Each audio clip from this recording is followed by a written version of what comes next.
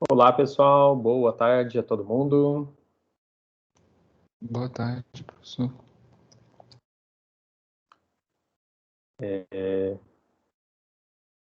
Bruno levantou a mão aí, era algum problema? Não apertei sem querer, perdão, professor. Ok.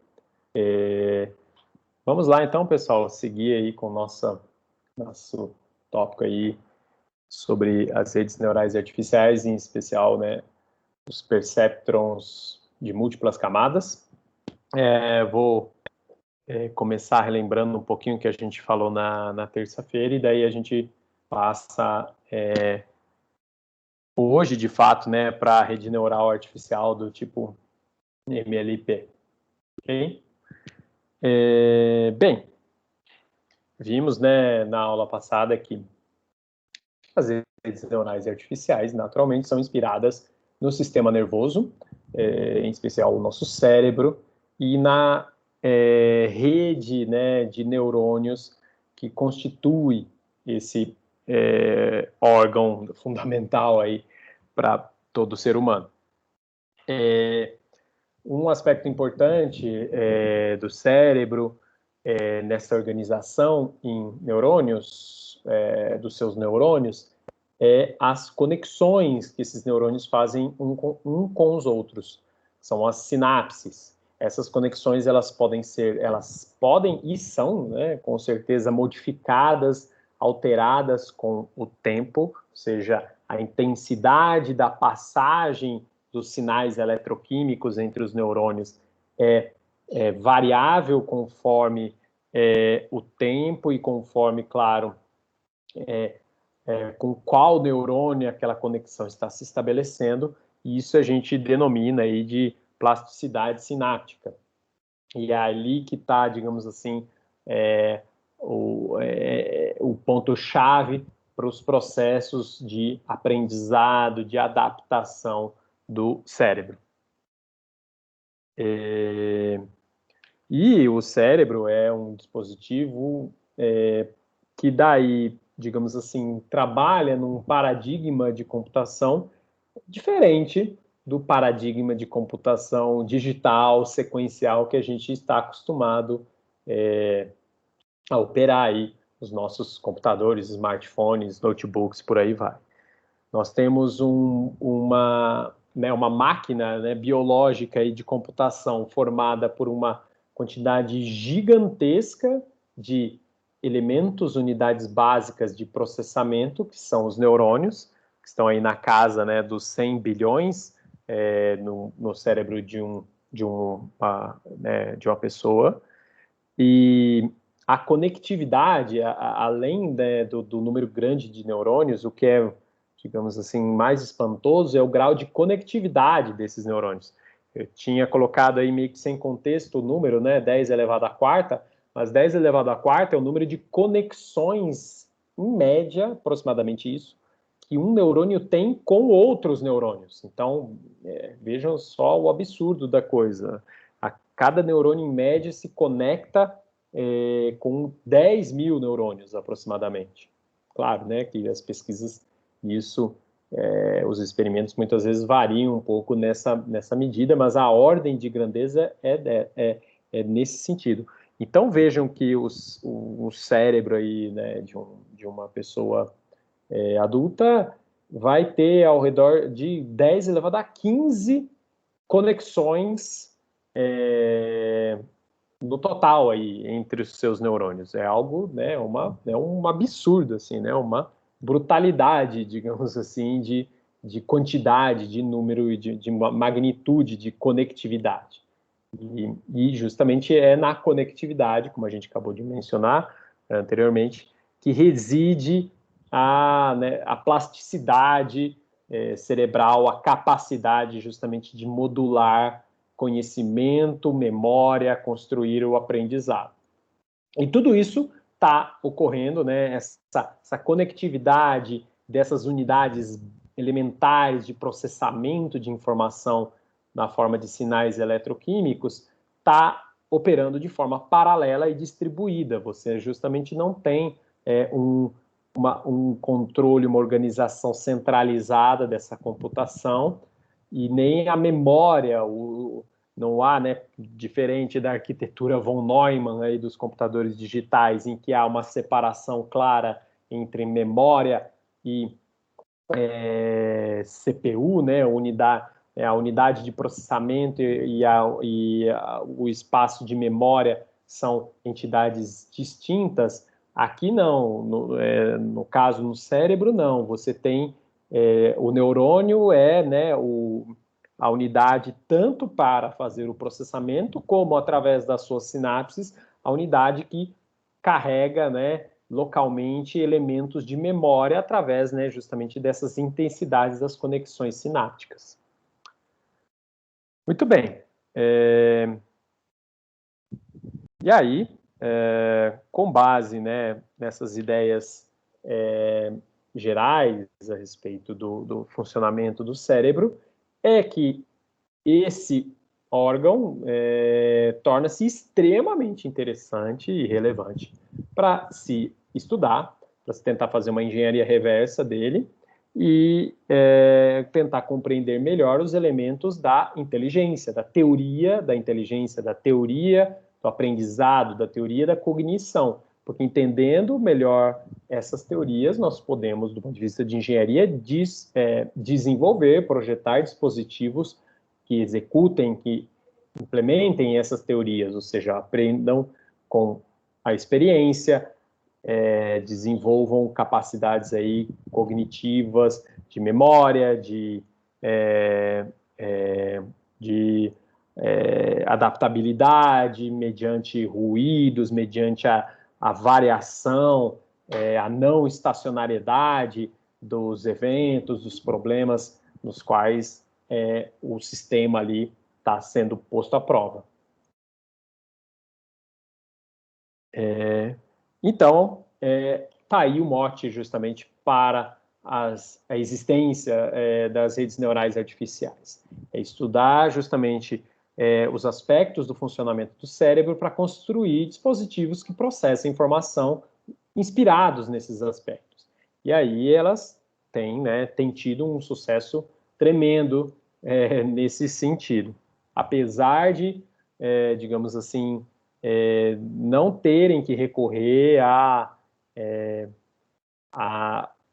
digamos que o nível de sofisticação dessa imitação das teorias da neurociência, né, e da morfologia e da fisiologia do cérebro, esse nível de imitação ele seja básico, digamos assim, né? Claro, ele evolui com o passar do tempo, você tem cada vez mais arquiteturas de redes neurais artificiais tentando trazer e trabalhar melhor os aspectos da neurociência e do funcionamento do cérebro, mas isso ainda é distante do que está aí no estado da arte do que se conhece, né, de como o nosso cérebro funciona.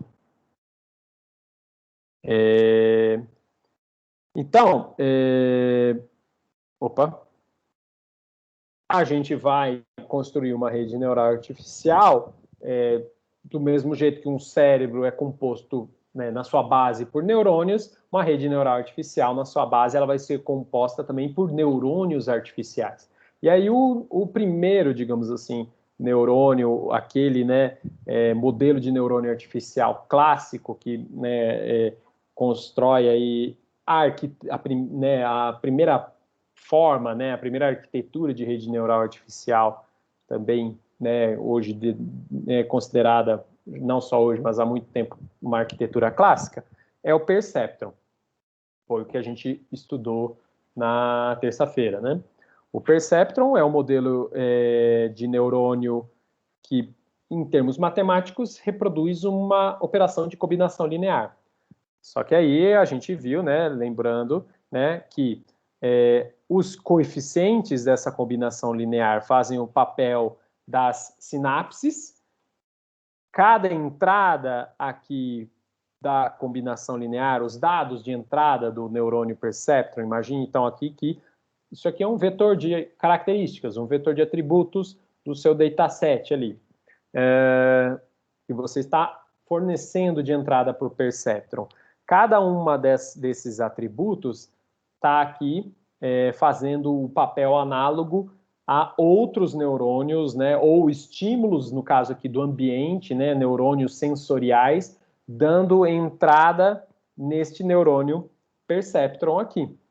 E essas entradas são moduladas na conexão sináptica aqui pelos pesos sinápticos, que são os coeficientes W1 até WD, e o coeficiente W0 é o vetor, o elemento de bias, ou né, o threshold aqui, o limiar que vai regular, né, o disparo, né, o potencial de ação aqui, que vai ser simplesmente a integração, no caso aqui o somatório dos sinais recebidos na entrada, né, dados no vetor de entrada X, ok? Então, esse é o modelo de neurônio do perceptron. Com o perceptron proposto lá, né, atrás pelo Rosenblatt, a gente pode, como vimos, né, por exemplo, resolver um problema de regressão linear, né, encontrar uma reta aí que ajuste melhor esses dados dispostos no plano. A gente viu também que a gente pode resolver problemas de classificação linear, usar um perceptron como simplesmente um discriminante linear, já que o seu modelo matemático é de uma equação de um hiperplano. Só que aí, claro, o potencial, a ativação do neurônio, a sua saída, ela não vai ser só a combinação linear, ela passa a ser uma função de decisão aqui, no caso aqui a função 1 aqui, aquela função indicadora, né? Se o argumento é verdade, vale 1, caso contrário, vale 0, ou né, uma outra alternativa seria aqui a gente aplicar a função degrau.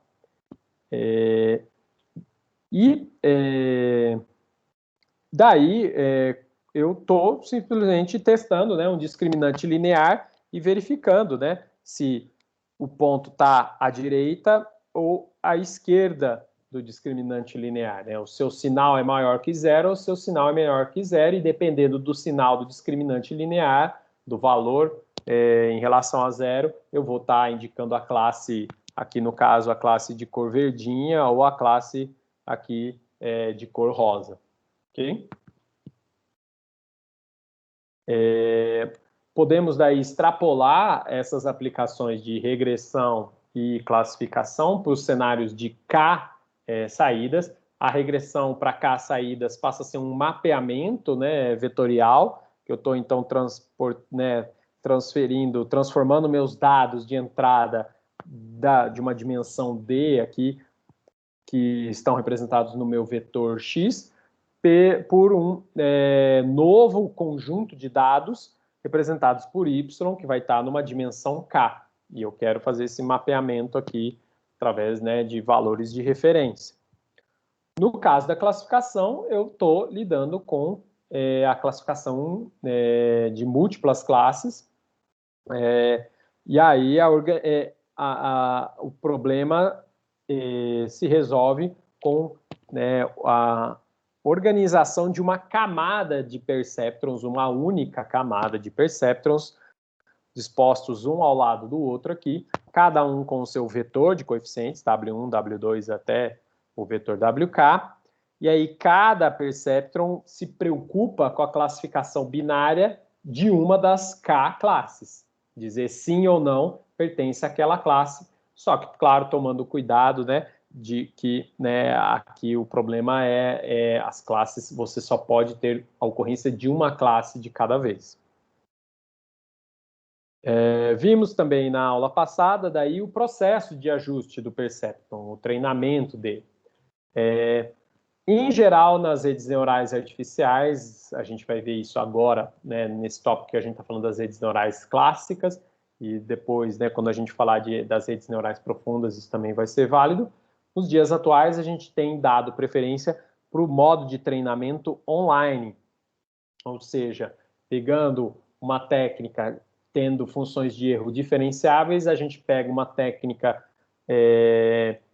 como a técnica da descida do gradiente, só que faz o cálculo do ajuste um exemplo de cada vez. A cada exemplo de entrada apresentado, calcula-se a função de erro para aquele exemplo, e daí já se estima um vetor gradiente e faz o cálculo do passo de ajuste em cima daquele exemplo.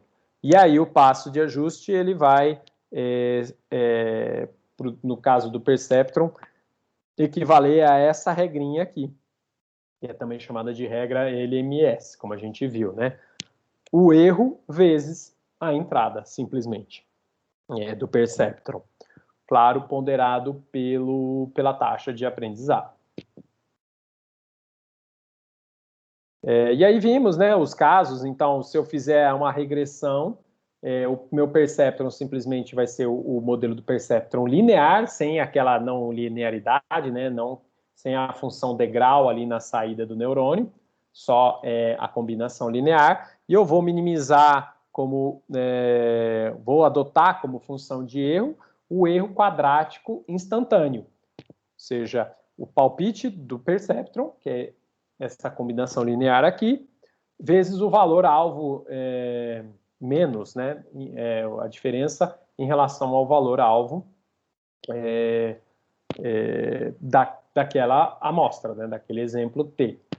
E isso elevado ao quadrado, né? Vou fazer sempre essa diferença quadrática para desconsiderar aí se é sinal, né, se o erro é negativo ou positivo. Se eu estou falando de classificação, a minha função de erro vai passar a ser a entropia cruzada instantânea para aquele exemplo, e a minha saída do perceptor eu incorporo para eu poder aplicar uma técnica de gradiente. Naturalmente, eu não posso ter aquele decisor hard, como a função indicadora ou a função degrau na saída do perceptor, né, que dá 0 ou 1, tudo ou nada. Eu tenho que ter uma função de classificação ali contínua, diferenciável, porque só assim eu consigo ter também uma função de erro diferenciável e, por tabela, calcular as derivadas, o vetor gradiente. Então, a gente adota justamente a função sigmoide, a função logística que a gente viu no tópico passado, que daí nos dará uma estimativa da probabilidade a posteriori da classe, né? Então, usando daí o modelo do perceptron com uma não linearidade formada pela função logística, aí, de novo, calculamos o vetor de gradiente e vamos chegar na mesma equação de ajuste aqui dos coeficientes. Aí vimos também que eu posso, claro, extrapolar isso para os casos de múltiplas classes. Aí, obviamente, no lugar da função logística, entra a função softmax para cada um dos k-perceptrons ali. E foi isso que nós discutimos, claro, revisando aqui, né, brevemente, o que a gente discutiu na aula passada. Ficou alguma dúvida, alguma questão dessa aula que vocês queiram agora me perguntar?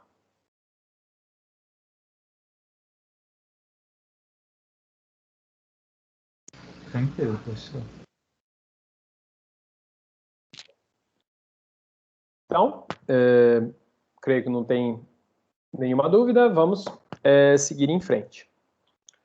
Agora, então, entra, digamos assim, um pouquinho da história por trás da gente ir, né, falar do perceptron de múltiplas camadas, tá? A gente vai entrar um pouquinho nesse contexto agora. Mas acho que alguém levantou a mão.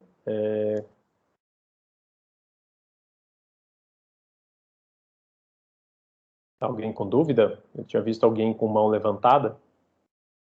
Acho que foi o Frederico.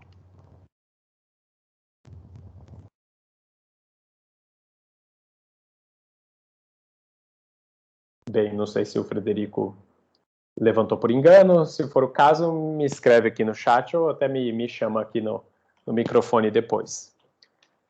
Beleza, então retomando aqui. Em 62, como eu falei, né, o Rosenblatt fez, né, a proposta do perceptron e tudo mais, isso gerou, né, uma repercussão importante ali, né, na comunidade de pesquisadores em redes neurais artificiais e naturalmente havia ali também, né, do lado da pesquisa na engenharia elétrica, em especial na eletrônica, uma pesquisa muito intensa no desenvolvimento dos computadores digitais, né? E aí a associação direta disso com, né, a representação através de circuitos digitais, circuitos lógicos, sendo, né, construídos com portas lógicas. Então, havia, né, esse entendimento, digamos assim, empírico ali, de que se você conseguia pegar qualquer problema, se você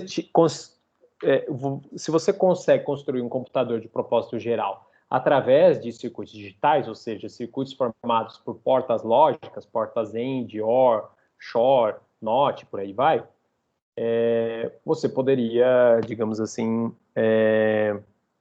construir também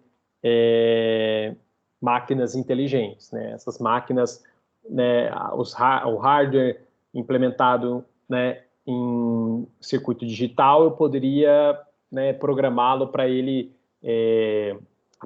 aprender, né, não só aprender, né, mas ter um comportamento ali inteligente, construir dali o tal do cérebro artificial.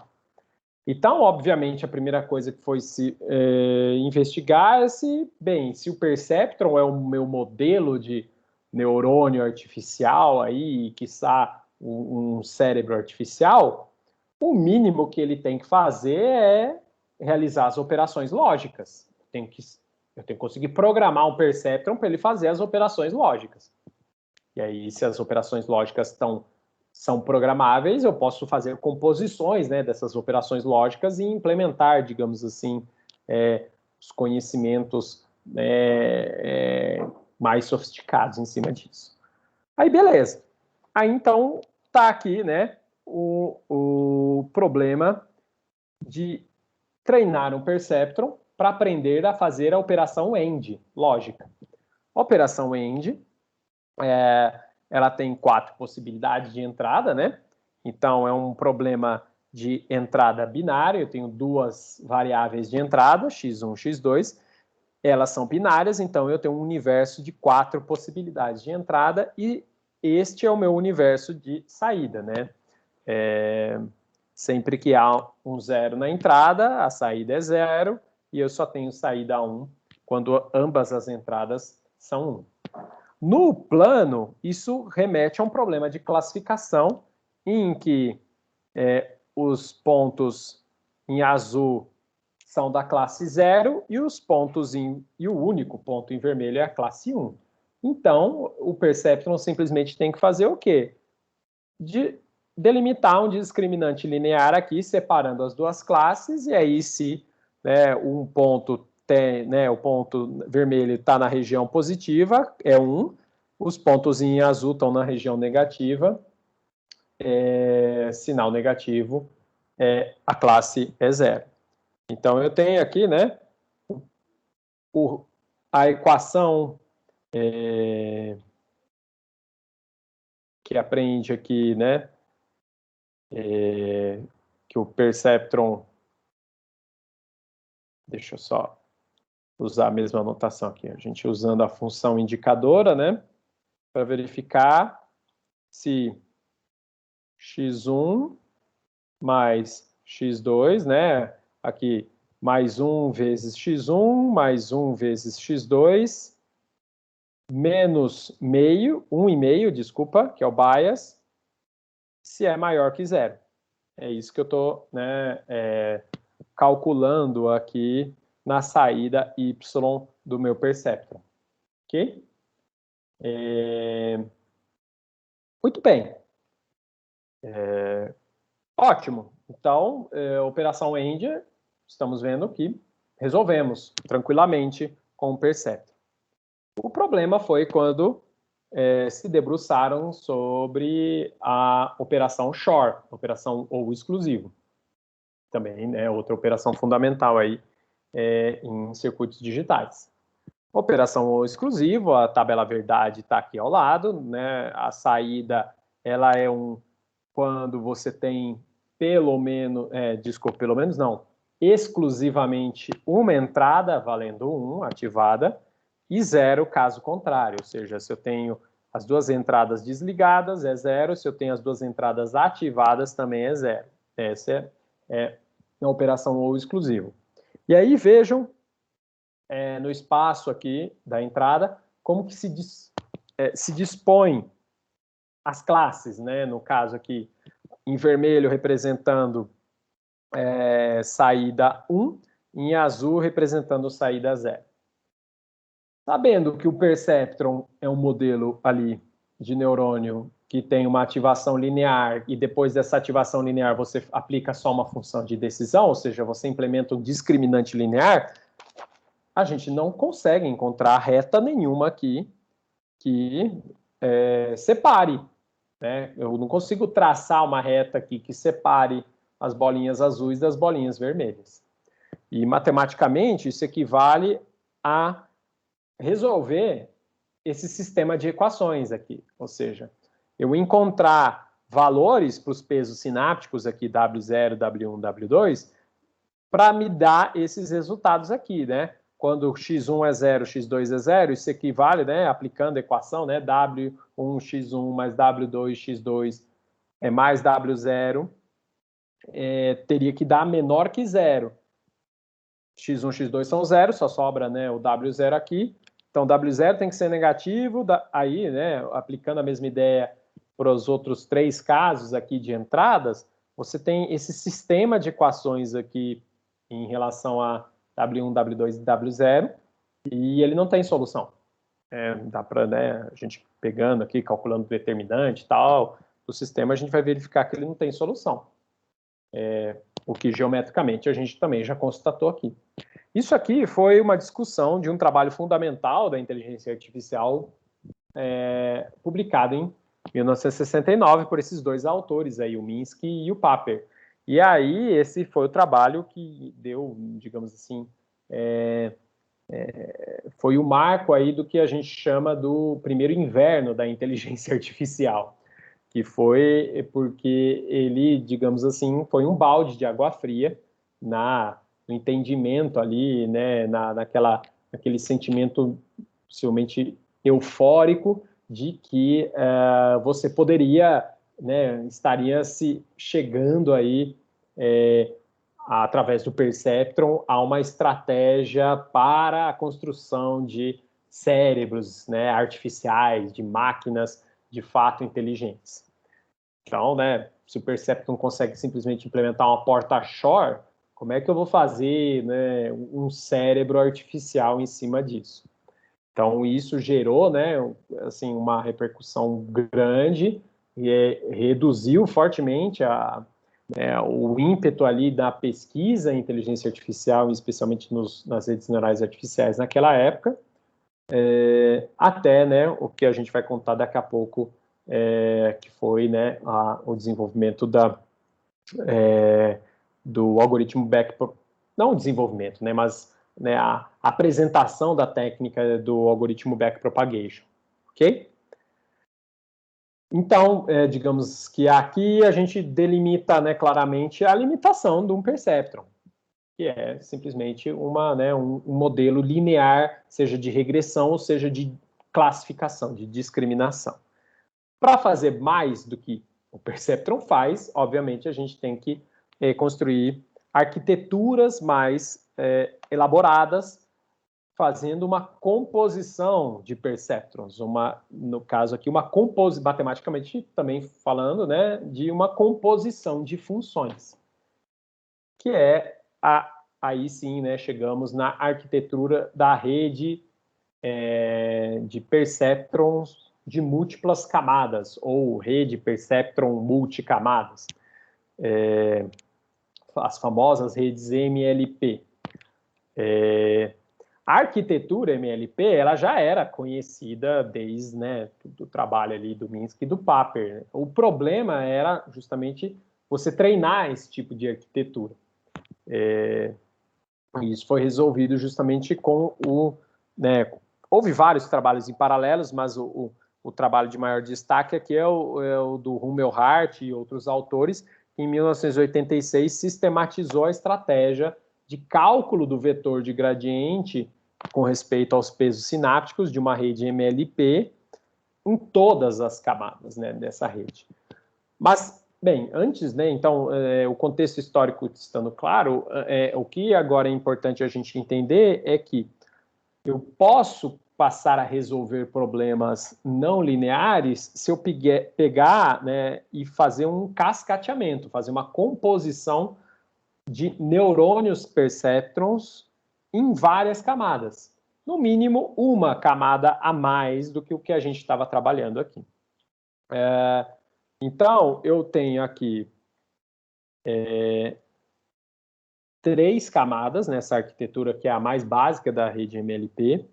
A camada 1, que é a camada de entrada, que são os próprios estímulos de entrada, vocês percebam. Então, quando a gente fala que uma rede MLP tem 3 camadas, na contagem a gente está considerando os dados de entrada. Então, o vetor de entrada é a camada de entrada da rede MLP. Aí você tem a segunda camada, também conhecida como camada oculta, ou hidden layer, né, em inglês. A camada oculta é formada pelos neurônios perceptron, e esses caras vão ter uma ativação não linear. Então, eles vão ter, de propósito, justamente uma função de ativação não linear, porque daí eu estou construindo, de fato, um mapeamento desses dados aqui da minha entrada não linear para sair daqui da minha camada oculta. Se eu ficasse até aqui, eu estou falando do perceptron convencional, porque, né, mesmo com a não linearidade aqui, eu só estaria fazendo, né, por exemplo, a classificação, eu só estaria fazendo a estimativa da probabilidade a posteriori das classes. Mas a grande jogada é que você coloca uma terceira camada, né, mais uma camada de neurônio, pelo menos, né, como eu falei, mais uma camada de neurônios aqui, perceptron, que é chamado de camada de saída, ok? A camada de saída também é formada de neurônios perceptron, e esta daqui não precisa ser não linear, pode ser formada por perceptrons simplesmente lineares, ou seja, que só fazem uma combinação linear do quê? Das saídas dos neurônios da camada intermediária ou camada oculta, também chamada, ok? Então, reparem agora aqui que, matematicamente, eu tenho, então,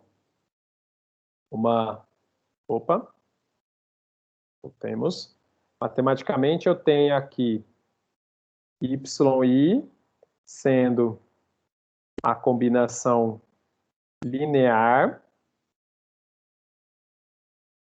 de uma função não linear aplicada em cada uma das saídas de uma outra combinação, melhor, fazer em matrizes aqui, né? Vamos... deixa eu apagar aqui. A gente pode, né, pegar os pesos sinápticos de cada neurônio aqui e tudo mais, né, que estão alimentando aqui cada bolinha dessa roxinha, né? Cada um desses pesos é um vetor, aqui Hzinho, né? E montar uma matriz, né? Então eu posso pegar aqui e dizer que a minha saída, vamos imaginar que a saída é escalar, eu não tenho um problema, é um problema, por exemplo, de regressão. Então eu não tenho aqui nem esse neurônio, nem esse neurônio, eu só tenho um neurônio aqui na saída. Então, esse neurônio de saída é o produto do vetor de pesos pelo vetor de ativação dos neurônios da camada oculta, que é, né, esse vetor Z, O que eu também posso representar como sendo a aplicação da minha função não linear aí, que é a função sigmoide, elemento a elemento, em cima do quê? Do produto de uma matriz W pelos vetores de entrada. Okay? A matriz W, ela é montada onde cada linha é os pesos sinápticos de um dos neurônios da camada oculta. Então, W1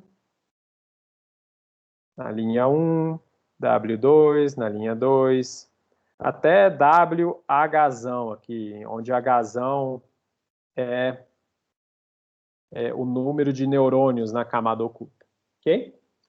Então, essa também é uma forma da gente representar matricialmente a expressão total de uma, né, a expressão completa ali do mapeamento feito por uma rede MLP com uma camada oculta, tá? E aí vejam, como eu fiz essa aplicação dessa função não linear φ, que aqui no caso a gente está usando a função logística, né? Poderia, outra função muito usada em redes MLP é a função tangente hiperbólica. Também tem um formato em S, só que ela vai de -1 a 1, né? E eu pego essas funções, né, essa transformação não linear que eu faço aqui na camada oculta e combino ela, então eu faço uma combinação de funções não lineares, de projeções não lineares da camada anterior, aí eu tenho como saída, de fato, um mapeamento não linear. Eu posso construir mapeamentos não lineares através dessa rede MLP, ok? Entenderam aqui a arquitetura, a organização dela? Sim. Deu para entender. Vamos em frente. E aí, vejam só, fazendo essa composição, eu consigo, por exemplo, resolver o problema do short, o problema do ou exclusivo. Por quê? Porque isso também, né, quem já estudou circuitos digitais aí no passado sabe disso, que você pode pegar e decompor uma expressão booleana em conjunções e disjunções, ou seja, operações AND e operações OR. Então, eu posso pegar o ou exclusivo aqui e decompô-lo numa operação OR de dois ANDs, aqui, né? Ou X1 ligado, X2 desligado, ou X1 desligado e X2 ligado. Isso aqui, né, equivale à operação de ou exclusivo. Então, vejam só, se eu posso fazer essa composição com as operações AND e OR, eu posso também resolver o problema na MLP como uma composição, em que, vejam, esse neurônio aqui marcado de um roxo mais escuro, ele representa esse discriminante linear aqui, que faz a operação, essa primeira operação AND aqui, ó, que vê, né, se o X1 está ligado e o X2 está desligado, né? Ele classifica aqui, né, quando está com X1 valendo 1 e X2 valendo 0, que é só essa bolinha vermelha aqui que representa, né? Então ele classifica à direita a bolinha vermelha corretamente. Já o neurônio de saída Z2 aqui, ele fica ocupado de implementar essa outra operação de AND aqui, que verifica quando o X1 está desligado, está valendo 0, e o X2 está valendo 1, que é essa outra bolinha vermelha. Maravilha! Então, esse cara aqui, assim como esse cara aqui, vão ser mapeados no valor 1 na sua saída, né? No espaço Z1, com relação a Z1, esse cara aqui vai dar 1, e com relação a Z2, esse cara aqui vai dar 2. Desculpa, vai dar 1 também de resultado, né? Vai dar ativação Z2 igual a 1 aqui na saída, e este aqui vai dar ativação Z1 igual a 1 na saída. E aí, vejam só, o meu problema passa a ser ao construir uma operação de OR, não do x1, do x2, mas sim dos dados em Z1 e Z2. E aí a operação de OR em Z1 e Z2 passa a ser fácil, porque eu tenho, vejam aqui, né, geometricamente, um problema de classificação linearmente separável. E aí esse último neurônio perceptron consegue fazer isso com esses valores de pesos aqui, ó. Então, né, colocando as equações aqui, né, y vai ser a função indicadora aqui, né, de x1 mais x2 menos meio maior que zero. Z1, olhando, né, para os pesos aqui, é função indicadora de x1 menos x2 menos meio maior que zero. E Z2, desculpa, uma correção aqui. Aqui não é x1 nem x2, né? Porque aqui pega como entrada Z1 e Z2. Então aqui é Z1 mais Z2. Voltando aqui, função indicadora de menos x1 mais x2 menos meio maior que zero. E aí você resolve o problema do exclusivo dessa maneira, com essa composição de perceptrons em duas camadas, né? Não só mais numa camada só. Ok? Beleza. Analiticamente está tudo perfeito, né? Tudo quanto ao problema do exclusivo compreendido, né? Mas como é que eu faço esse ajuste? Como é que eu aprendo automaticamente esses valores de pesos sinápticos para uma rede do tipo MLP? Aí que entra justamente o algoritmo backpropagation. Foi, né, como eu falei, né, apresentado ali, né, a técnica, né, já existia, né, de cálculo aí de derivadas em funções compostas, mas isso estava meio, digamos assim, disperso aí na literatura da matemática e da engenharia, e aí o Rummel Hart e outros autores foram um dos pioneiros aí em 86 a sistematizar isso na aplicação, como aplicação no treinamento de uma rede do tipo MLP. Então, o problema, né, em si é esse. Tá, eu tenho essa arquitetura que simplesmente essa função aqui. A rede MLP é essa função matemática, esse mapeamento matemático aqui. E eu quero aprender o quê? Eu quero aprender para um determinado conjunto de exemplos de entrada X, os valores dos vetores W, dos neurônios da camada oculta, e do neurônio ou dos neurônios Y, de saída Y aqui, cujos pesos são os vetores V na camada de saída. Calcular, se eu assumir que Z está dado, né? Então, por exemplo, eu pego os meus exemplos de entrada, apresento para a camada oculta. A camada oculta faz o cálculo, né? Ou seja, eu aplico aqui, né? Essa equação aqui, Z de H, né? O Hzinho aqui é o Hésimo neurônio da camada oculta, que no total tem Hzão neurônios. Então, a saída de cada neurônio da camada oculta é um valor aqui, Zzinho de H. Tá.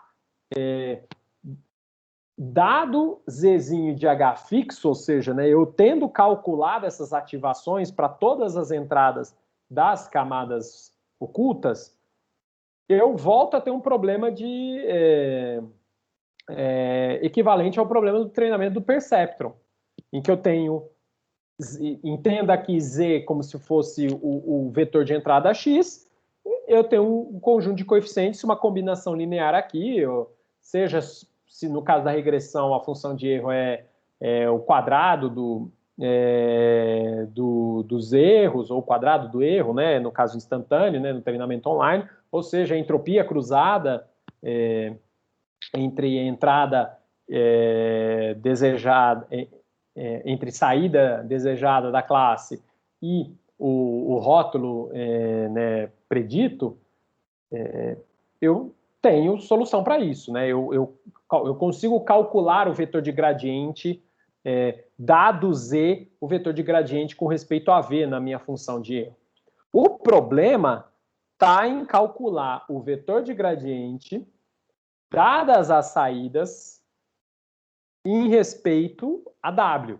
Porque W, né, você aplica a sigmoide em W e aí pega a saída Z e aplica uma combinação linear.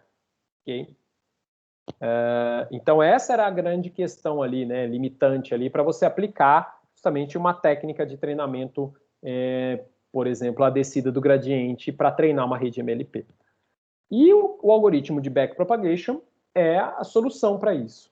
O algoritmo de backpropagation, ou o algoritmo de retropropagação do erro, ele é simplesmente a aplicação de uma regra do cálculo diferencial, que é a regra da cadeia para as derivadas, para as operações de diferenciação. Então, reparem, eu consigo expressar a derivada do erro. Tá? Imagina a função de erro ali do teu treinamento, né? Do teu processo de treinamento, sei lá, seja regressão ou seja classificação. A derivada do erro, a derivada parcial do erro com respeito a um peso sináptico de algum neurônio aqui da camada oculta, ou seja, né, algum coeficiente aqui W, eu posso quebrá-la, né, pela regra da cadeia na derivada do erro, primeiro com respeito à saída, vezes a derivada dessa saída da rede com respeito à entrada do que foi, né, a entrada da camada de saída. O que é a entrada da camada de saída? São as saídas dos neurônios da camada oculta, as saídas Z. Então, a derivada de Y com respeito a Z, vezes a derivada da saída dos neurônios da camada oculta com respeito, finalmente, aos pesos sinápticos desses neurônios, a W. Então, eu posso decompor essa derivada parcial aqui nesse produto de 3 derivadas. Tá? E aí a gente vai ver daqui a pouco, né, no slide seguinte, por que né, vem daí esse termo de retropropagação. Tá? Mas aqui, daí, é importante também fazer uma ressalva, que muitas vezes é comum confundir algoritmo de treinamento com backpropagation. Backpropagation não é um algoritmo de treinamento. Backpropagation é um método para cálculo das derivadas parciais de uma função de erro calculada em uma determinada rede neural artificial de múltiplas camadas.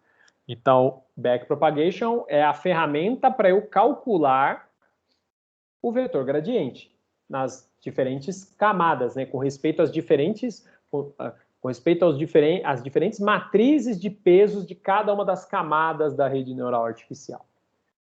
O método de treinamento é a descida do gradiente, por exemplo, ou a descida do gradiente estocástico, né, se você está fazendo treinamento online, padrão a padrão, ou é a técnica do gradiente conjugado, ou a técnica de Levenberg-Marquardt para otimização, né, e, portanto, treinamento também de redes neurais artificiais e por aí vai. Então, falar, né, que eu estou treinando pelo backpropagation, né, do ponto de vista pensando de forma rigorosa, é errado. Backpropagation, você só está calculando a derivada.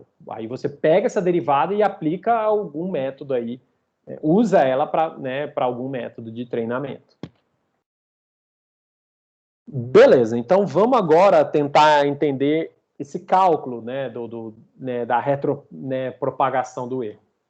Acho que antes tem uma dúvida aí, o Tomás levantou a mão? Isso. Só para resumir, backpropagation é igual à regra da cadeia. É um outro nome para a regra da cadeia, é isso? O backpropagation é uma aplicação da regra da cadeia, da diferenciação, num uma função que é a função de erro de uma rede neural Sim. artificial. Tá, beleza. É isso. Hoje em dia, aliás, né, no contexto das redes profundas e nas bibliotecas, né, que implementam as redes profundas, como, por exemplo, o TensorFlow e o PyTorch, há também, né, o uso do termo do backpropagation para você dizer que é o cálculo da derivada do vetor gradiente através de grafos de unidades de processamento, de neurônios, né? Porque, né, ambas as bibliotecas trabalham com uma abstração maior, né, de uma arquitetura de uma rede neural artificial, entendendo, né, uma rede neural artificial como um grafo qualquer, em que cada vértice desse grafo é um neurônio artificial, que pode ser qualquer tipo de neurônio artificial, e aí as bibliotecas implementam técnicas, né, elas pegam e aplicam, né, o backpropagation, né, através, né, das arestas desses grafos, tá? Então, isso, né, no caso aqui é uma generalização de uma arquitetura aí mais simplificada, como essa arquitetura que a gente está vendo aqui primeiro, né, primeiramente, que é a da MLP, tá bom? Bem, então vamos lá, vamos seguir aqui, né? Então, vamos fazer uma passada aqui, né, do que seria o cálculo, né, do vetor de gradiente, de um componente do vetor de gradiente, ou seja, de uma derivada parcial com respeito a um peso de um neurônio na camada oculta da MLP. Então, primeira coisa que a gente faz é apresentar um exemplo de entrada para a rede. Por quê? Porque se eu tenho que otimizar uma função de erro, a primeira coisa a fazer é dar um exemplo de entrada, calcular qual seria a saída naquele momento apresentada pela rede, medir o erro nesta função de erro aí determinada, o erro quadrático, no caso aqui da regressão, e aí com esse erro calculado eu sigo com, né, o cálculo da derivada parcial com respeito aos pesos.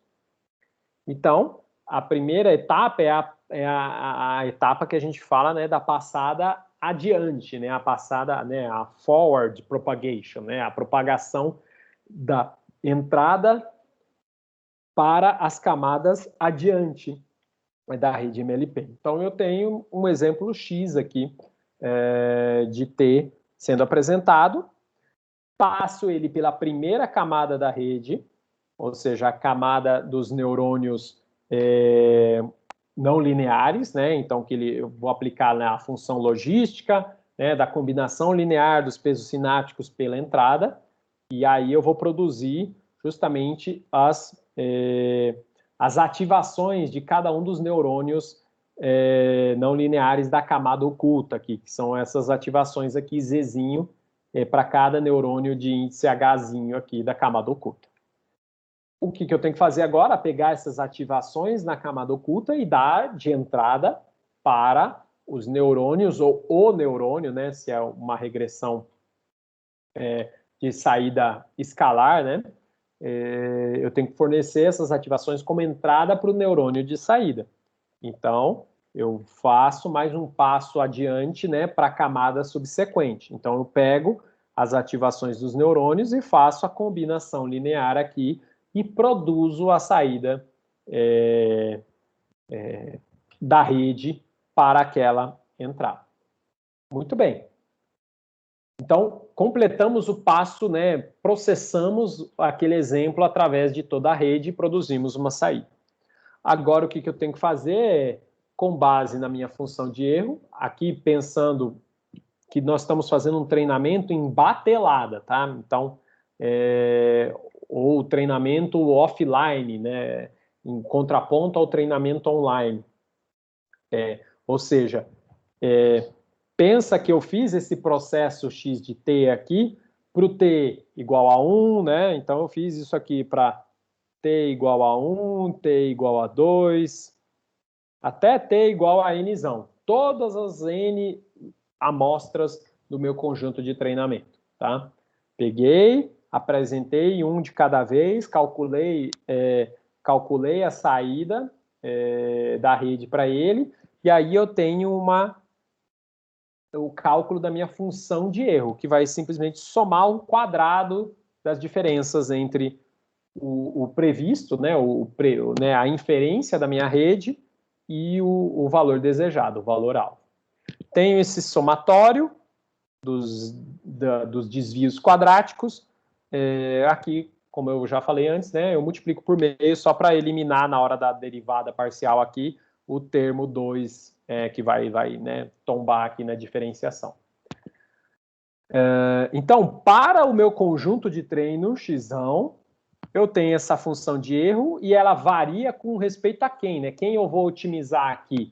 As matrizes, a matriz de pesos da camada oculta e a matriz de pesos da camada de saída. No caso aqui, se a camada de saída é um neurônio só, é um vetorzinho Vzinho aqui, ok? Agora a gente começa com a etapa do cálculo da derivada parcial com respeito a V e com respeito a Wzão. Como eu falei, a derivada parcial com respeito a V, ela é fácil, né, de calcular, porque a gente simplesmente vai assumir, né, que para o conjunto de treino todo apresentado, a minha saída é só Vzinho transposto vezes Z, as ativações da camada oculta, ok? E aí faço, né, a derivada com respeito a Z aqui, desculpa, a derivada parcial com respeito a V aqui é a derivada de uma função linear tranquilo de fazer, né, no caso, na verdade, desculpa, né, a gente vai derivar a função de erro com respeito a V. E aqui aí a aplicação da regra da cadeia é bem tranquila, equivale a resolver o problema do perceptron, como eu falei anteriormente.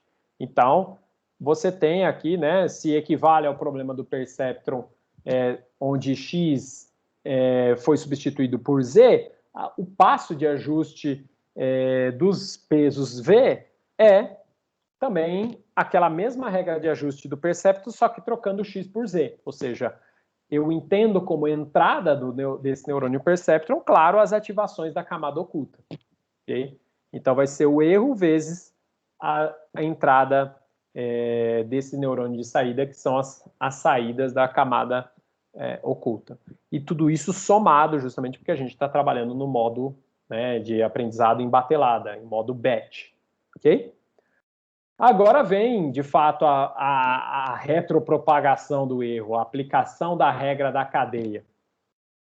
Porque daí, né, vamos lá, então eu tenho que calcular, né, o passo para o peso sináptico do neurônio Hzinho, o jésimo peso sináptico do neurônio Hzinho, tá? Beleza, eu sei que o passo vai ser menos eta vezes a derivada parcial do erro com respeito a W. Esse cara aqui, a gente substitui pela regra da cadeia, né? A definição ali da regra da cadeia. Então, essa derivada é o erro com respeito à saída, vezes a saída com respeito às ativações da camada oculta e as ativações da camada oculta com respeito aos pesos sinápticos. Aí vamos lá. Derivada do erro com respeito a y. Então, essa é a derivada de um polinômio de segunda ordem, né, no y. Então, aplicar a regra do tombo aqui. Aí eu tenho, vou marcar aqui, né, em vermelhinho aqui.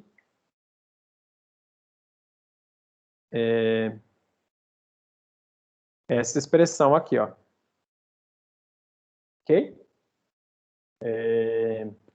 Tem um sinal negativo aí, né, por causa do menos y, né, do r menos y, quando faz a derivada ali. Aí vamos para derivada de y com relação a z. Y com relação a z, olha a expressão aqui em cima, né? Ó. Também uma derivada linear, né? E derivada de y com respeito a z vai ser simplesmente v, né? Os coeficientes v. Então, essa derivada, ela está aqui. Ok? E aí sobra o quê, né? Que eu vou pôr aqui em roxo, que é a derivada de z com respeito a w. Quem é z? A expressão de z está aqui, ó. Derivada de z com respeito a w. Então, também aqui eu tenho que, né, aplicar... aqui, né, eu tenho... também tenho que aplicar, na verdade, aqui uma regra da cadeia, né, porque eu tenho que aplicar, né, a derivada de dentro primeiro aqui, né, vezes a derivada de fora, né, derivada da sigmoide. Qual que é a derivada da sigmoide, da função logística? É z vezes 1 menos z, tá aqui. Vezes a derivada, né, do argumento de dentro. Você tem uma derivada de uma função composta aqui, né, também, de novo, regra da cadeia.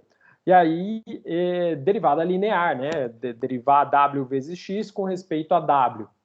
O que eu tenho? X, simplesmente. Ok? Então, calculei essa expressão aqui. Anulando aqui os sinais e tudo mais, eu chego nessa expressão final aqui. Tá, calculei a regra da cadeia, mas por que, né, isso aqui se chama retropropagação do erro? Porque repare que isso aqui é como se eu pegasse e fizesse o caminho reverso na arquitetura da rede. É como se eu pegasse o erro, que está aqui, desse de entrada para o neurônio de saída. O que o neurônio de saída faz? Multiplica pelo seu peso, que é V. Aí eu pego isso daqui, né, e dou de entrada para não linearidade, só que aí, né, não é exatamente para não linearidade que eu dou de entrada, né, eu dou para a derivada dessa não linearidade, que é z vezes 1 menos z. Então, né, eu pego o erro, passei, né, no modo reverso pelo neurônio de saída, multiplicou por v, passo pela derivada da função logística, então aí vai multiplicar por z vezes 1 menos z, e aí, por fim, passo isso pela derivada da camada oculta, da combinação linear, né, da camada oculta, que é x. Okay? Então, é por isso, né, que a gente entende, né, que essa expressão da regra da cadeia para calcular a função de erro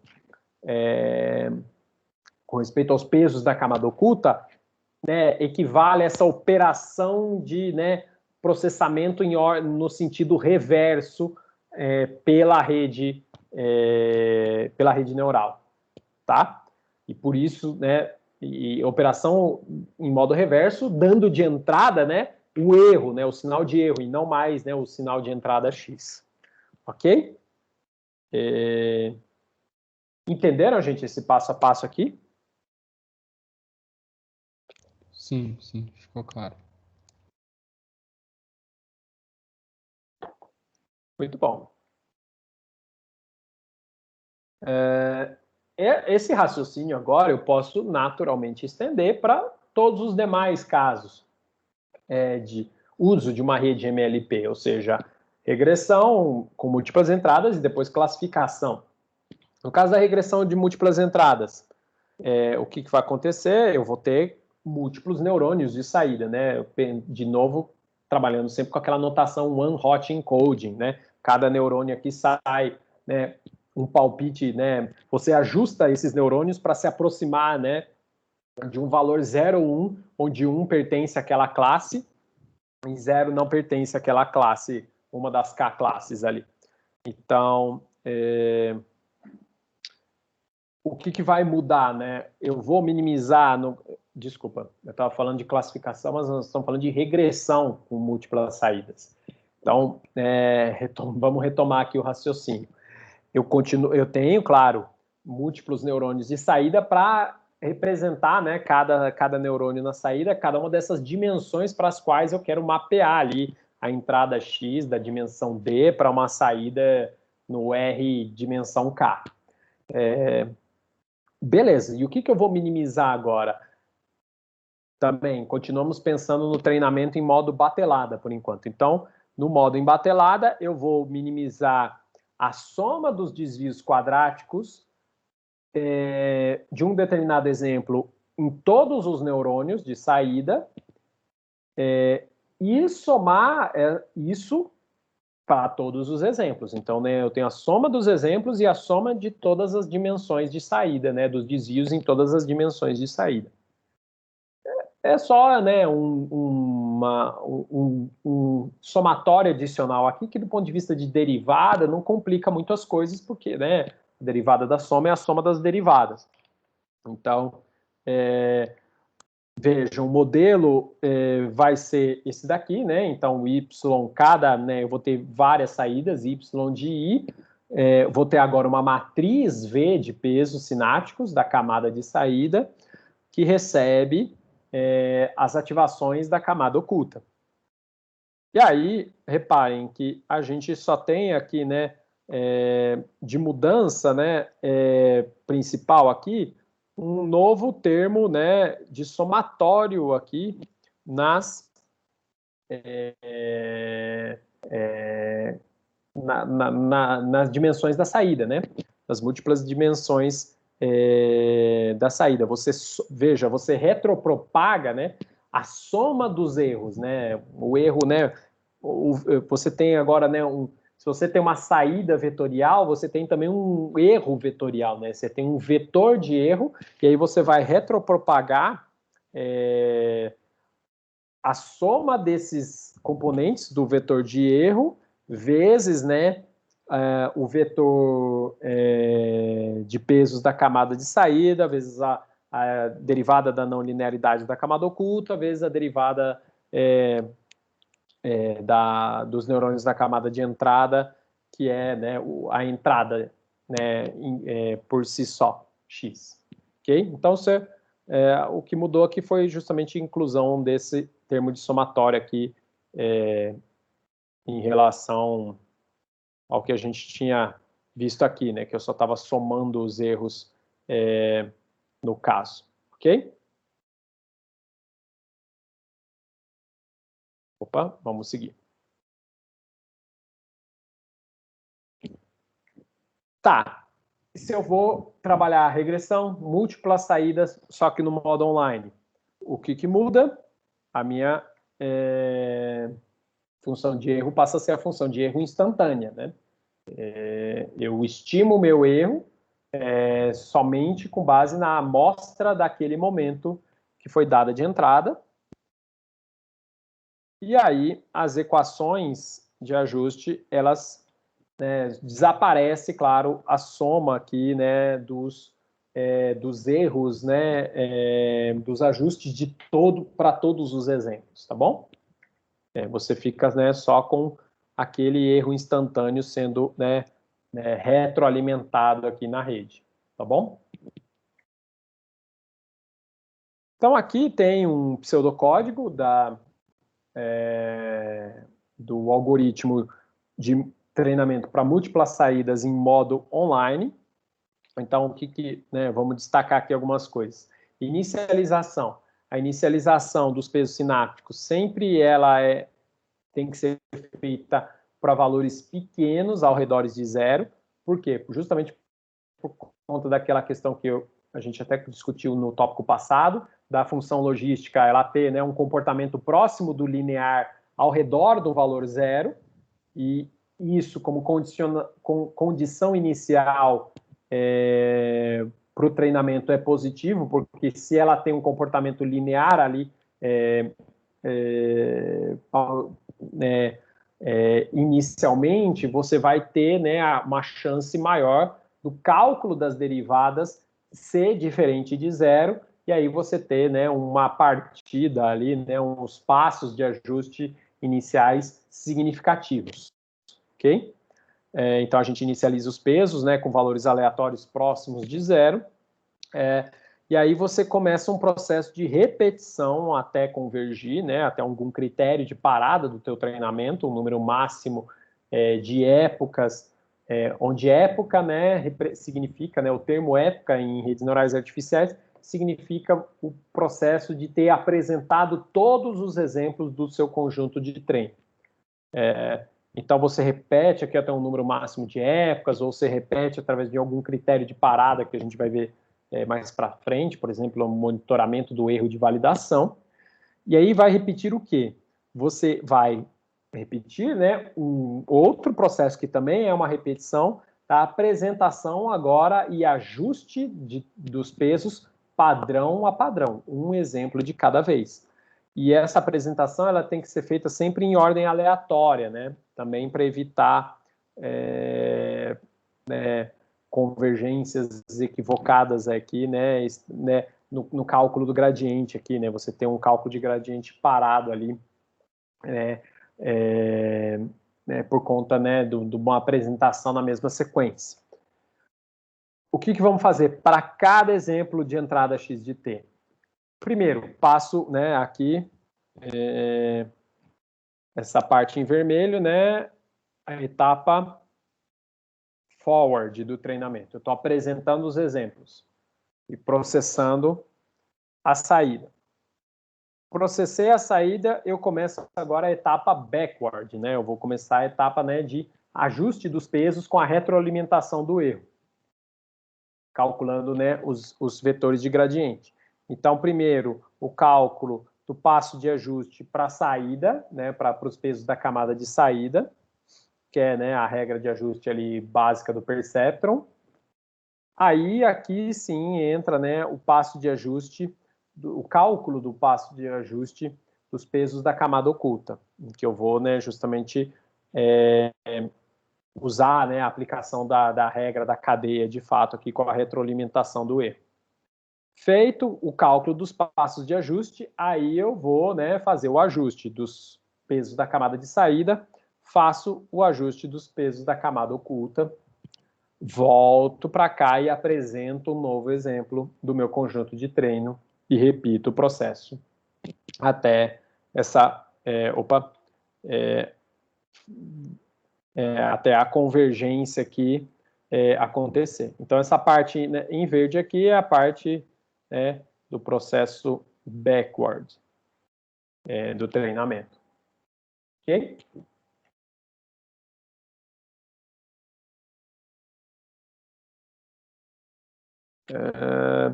Bem, aqui tem dois gráficos, né, para indicar aí justamente como você pode visualmente ir acompanhando o processo de treinamento de uma rede MLP.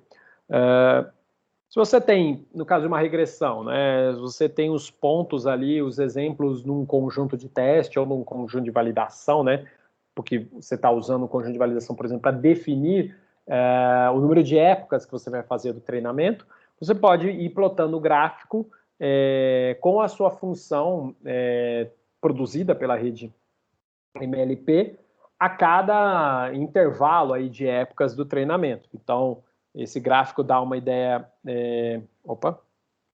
deixa eu pegar aqui o apontador. Dá uma ideia nesse sentido. A linha pontilhada aqui seria, né, a função ideal que gerou esses dados aqui, que são, no caso aqui, um conjunto de dados artificial, né, gerou esses dados com um certo ruído. Quando eu estou com um treinamento aqui em 100 épocas, essa, né, é a curva que a minha MLP conseguiu, veja uma curva mais suave zona. Quando eu faço o treinamento, né, evoluir aqui até 200 épocas, eu já tenho agora uma curva um pouco mais acentuada, e aí com 300 épocas, tá até um pouco difícil de ver, né, essa curva que corre aqui bem mais aproximada aí dos pontos destacados em azul, né? Então, isso é uma forma, né, de você ver, né, acompanhar aí a evolução do processo de treinamento. A forma mais convencional é você fazer o cálculo, né, fazer, né, a cada época do algoritmo, você calcular o valor da função de erro, da sua medida, né, de erro aí que você está usando, que está otimizando, com respeito primeiro, ao conjunto de treino, aquele que está sendo usado, né, para calcular a derivada e calcular os passos de ajuste, e também, idealmente, com respeito a um conjunto de validação, para você definir, por exemplo, como a gente vai ver mais para frente, o número de épocas, o momento de interromper o treinamento, de parar o treinamento. Então, aqui a gente vê, né, um gráfico disso, né, mostrando essa evolução do processo de treinamento ao longo do número de épocas que o algoritmo rodou.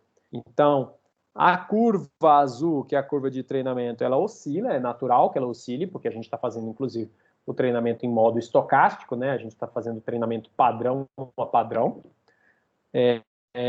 Mas repare que ela tem uma tendência contínua de decrescimento, de queda. E isso vai acontecer, a princípio, até o erro atingir zero no limite, né? Ou seja, você interpolar todos os pontos apresentados no conjunto de treinamento. Beleza. A curva pontilhada aqui é a curva do conjunto de validação. Então, é aquele conjunto de dados que ficou separado ali, que a cada época encerrada do treinamento, você vai lá e pega a rede com os pesos calculados naquele momento, para aquela época, e calcula o erro para ela, para esse conjunto de validação. Então, ele não está sendo usado para o cálculo do gradiente, ele está sendo usado só como uma forma de... o erro de generalização durante o processo de treinamento, para daí, eventualmente, identificar um momento de parada do processo de treinamento. Eu vou falar disso também melhor, né, dessa estratégia mais para frente, em alguns slides mais adiante. Ok? Então, esse aqui é um gráfico bem comum da gente recorrer, utilizar, consultar durante o treinamento de uma rede neural artificial. Aqui, esse outro gráfico, ele é interessante para mostrar de novo aquele efeito aditivo, aquele efeito de composição que uma rede do tipo MLP, ou uma rede neural artificial organizada em múltiplas camadas tem. Ela, né, de cada camada formar, né, a sua saída com base nas saídas das camadas subsequentes. Então, aqui, ó, nesse primeiro gráfico à esquerda, o que a gente vê aqui?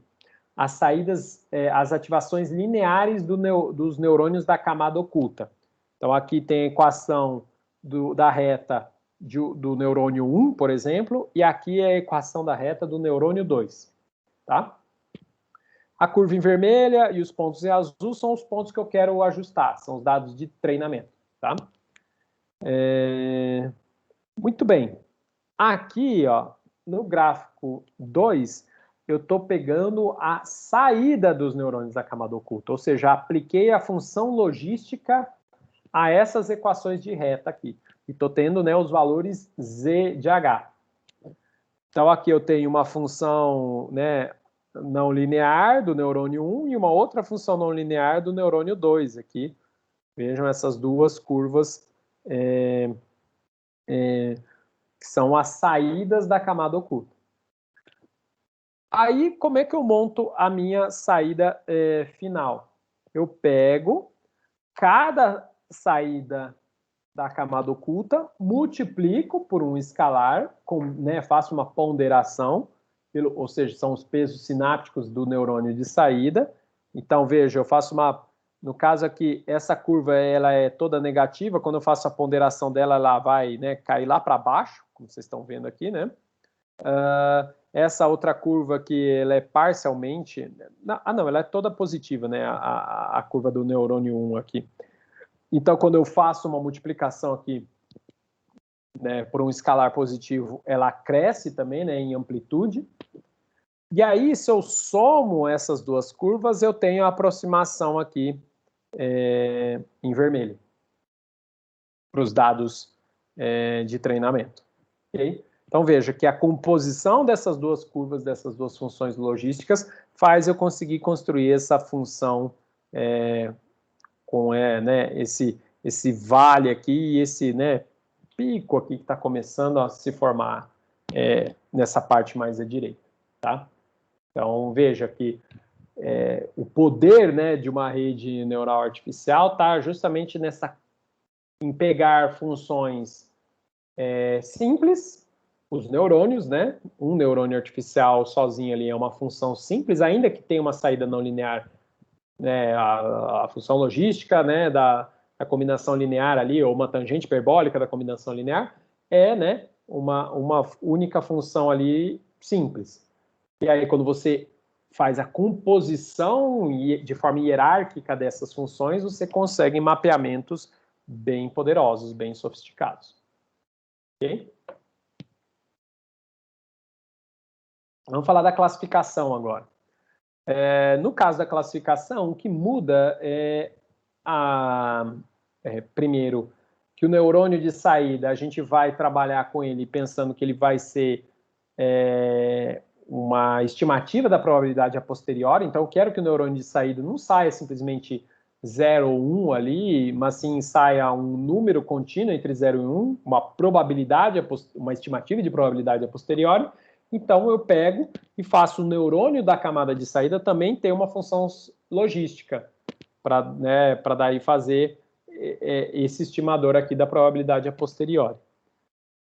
Então, veja, a saída agora também vai ser a logística da combinação linear das ativações dos neurônios da camada oculta. A função de erro muda, eu poderia, né, mas não é o mais indicado, né, até já comentei isso anteriormente. Vou, então, se o caso é classificação, trabalhar com uma função de erro adequada, que é a função de entropia cruzada. Então, eu vou minimizar a entropia cruzada. Aqui eu estou fazendo o treinamento em modo batelada, então eu vou fazer o somatório, né, para todos os exemplos do meu conjunto de treino. O que vai acontecer? Aplicando, né, o método backpropagation para cálculo das derivadas e tudo mais, eu vou chegar em equações de ajuste praticamente iguais, né, na verdade.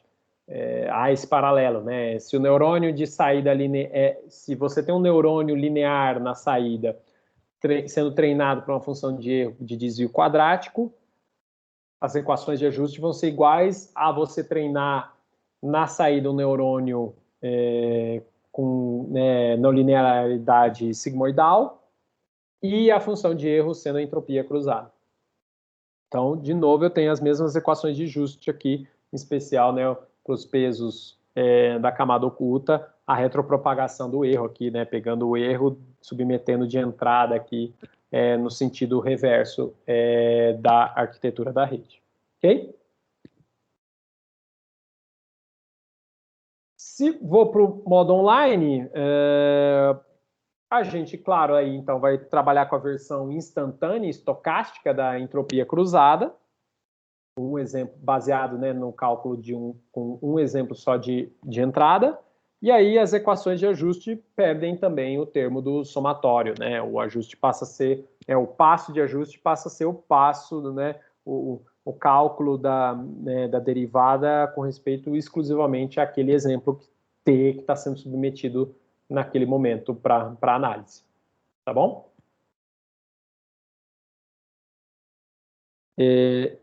Se eu vou trabalhar classificação, só que com múltiplas classes no modo embatelada, bem, múltiplas classes, eu tenho então que a minha camada de saída vai ser formada por uma camada de saída de neurônios com uma não linearidade do tipo softmax.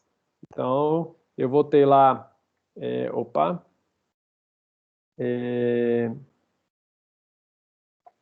desculpa aqui, ficou ruim, vou desenhar. Então, eu tenho o vetor de entrada, que vai gerar, que vai aplicar, né, na primeira camada, vou fazer maior aqui. Primeira camada que tem a matriz WX, vai aplicar aqui a função logística, né, neles. Então, vou pôr aqui a caixinha da função logística, e aí vou aplicar aqui a matriz V de Z em Z, e aqui a não linearidade é a função softmax, que vai produzir para mim a estimativa, é o vetor de probabilidades a posteriori com respeito a cada uma das K classes que eu tenho aí num problema com múltiplas classes. Como os neurônios na camada de saída do tipo softmax, a função de erro que eu tenho que minimizar continua sendo a entropia cruzada, só que, claro, a entropia cruzada para todas as classes, tá? Então, né, eu faço aqui, né, para todas as K saídas, a entropia cruzada com respeito, né, aos valores desejados para as K classes. Somo, né, em I, assim como eu somo em T, porque eu estou fazendo treinamento em batelada, e aí, se eu estou minimizando uma função de erro para todos os exemplos, a equação de ajuste aqui, né, tem tanto o somatório do erro calculado em todas as K classes, com respeito a todas as K classes, mas também o somatório, né, do ajuste a ser feito para todos os exemplos de entrada, né? O ajuste é a soma dos ajustes individuais com respeito a cada exemplo de entrada. Ok?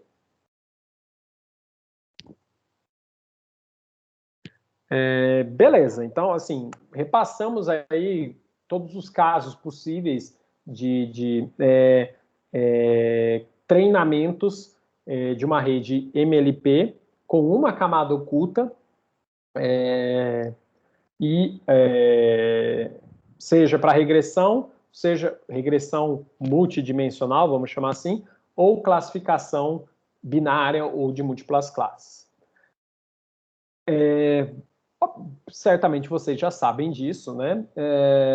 O caso da MLP com uma camada oculta é a organização mais simples de uma rede neural artificial não linear.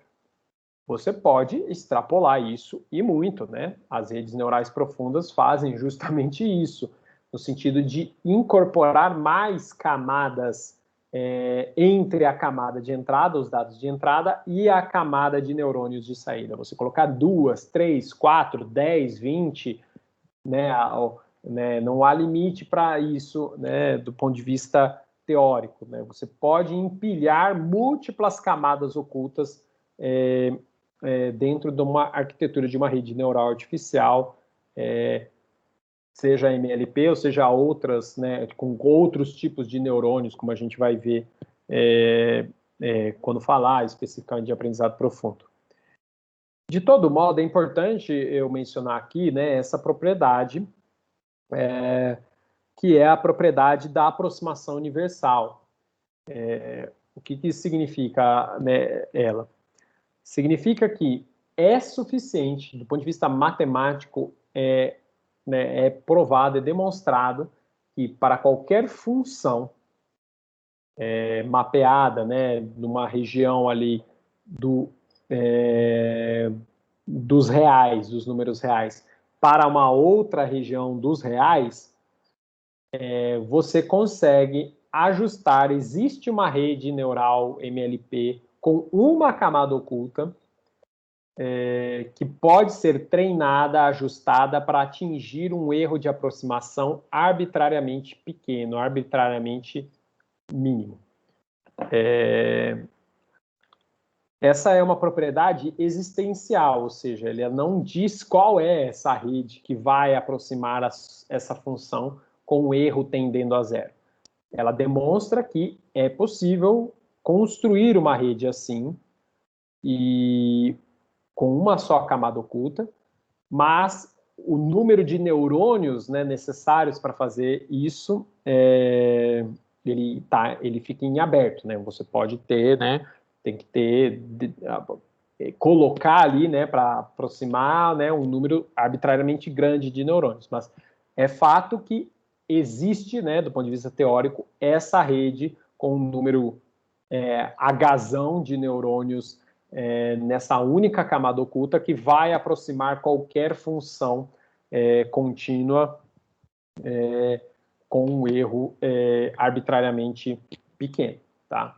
Então, isso é uma propriedade muito importante, que dá, né, dá uma, digamos assim, dá um respaldo para, né, o uso das redes neurais artificiais na solução aí, né, em princípio, de qualquer tipo de problema de mapeamento de dados. Só que, claro, alcançar, né, esse erro desprezível pode, às vezes, ser muito limitador se você trabalhar numa arquitetura com uma camada só. Na prática, pode ser interessante você, justamente, empilhar mais camadas ocultas. Porque, muitas vezes, você vai conseguir atingir aquele mesmo nível de erro que, com uma camada oculta só, possivelmente demandaria um treinamento mais intenso ou demandaria uma quantidade de neurônios maior nessa única camada oculta, pode ser resolvido, às vezes, com uma rede neural MLP com 2 camadas ocultas ou 3, que no total vai ter um número menor de neurônios, por exemplo, ou que vai demandar um tempo de treinamento em número de épocas menor para atingir aquele mesmo desempenho, tá?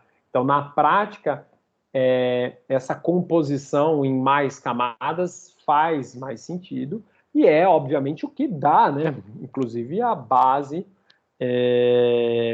para as redes neurais profundas, né, que aí não estou falando de botar 2 camadas ocultas, eu estou falando de colocar um monte de camadas ocultas, né, colocar numa quantidade grande, justamente aumentar, né, colocar uma profundidade na arquitetura dessa rede neural artificial.